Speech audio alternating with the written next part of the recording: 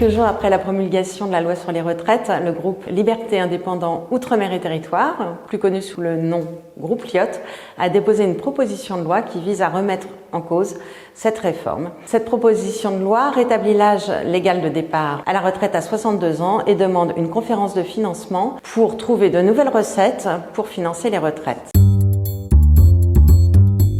Deux députés portent ce texte, Bertrand Pancher, le président du groupe, qui est député de la Meuse, et le désormais bien connu Charles de Courson, qui en sera le rapporteur et qui est député de la Marne. Le groupe Lyotte ne compte que 21 députés sur 577, mais il a la capacité de porter des initiatives transpartisanes. En effet, il a toujours un comportement modéré et indépendant au sein de l'hémicycle. On se souvient de la motion de censure que Charles de Courson a déposée sur les retraites le mois dernier. Il n'a manqué que 9 voix pour qu'elle soit adoptée.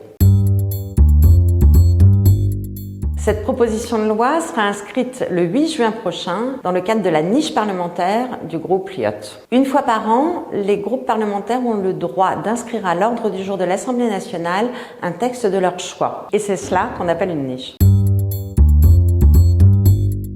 Les chances d'aboutir de cette proposition de loi sont extrêmement faibles, pour des raisons à la fois techniques et politiques. Premièrement, au plan technique, le texte semble être contraire à l'article 40 de la Constitution. En effet, elle minore les recettes et augmente aussi les dépenses de l'État. Deuxièmement, il est probable que le gouvernement n'engage pas la procédure accélérée sur ce texte, car il y est opposé. En conséquence, cette proposition devrait être discutée plusieurs fois dans chacune des deux chambres. Troisièmement, la proposition de loi est inscrite au sein d'une niche parlementaire, ce qui limite strictement la durée de sa discussion le matin, l'après-midi et le soir. Dans ce contexte, la majorité pourrait déposer des centaines d'amendements afin de faire en sorte que le texte ne puisse pas être mis aux voix et qu'aucun vote n'intervienne avant minuit. Quatrièmement, si la proposition est adoptée, elle sera transmise au Sénat. Les sénateurs de la majorité ont annoncé qu'ils voteraient contre. Par ailleurs, pour des raisons calendaires, sa discussion ne pourrait pas intervenir avant l'automne prochain. Il paraît assez clair que la proposition de loi ne sera pas adoptée.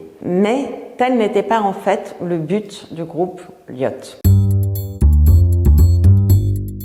Le président Pancher a bien expliqué qu'il souhaitait donner l'occasion à l'ensemble des députés de voter pour ou contre le recul de l'âge de la retraite. Le groupe veut donc démontrer que l'utilisation du 49.3 par le gouvernement, si bien entendu il n'est pas inconstitutionnel, ne peut pas masquer l'opposition de la majorité des députés.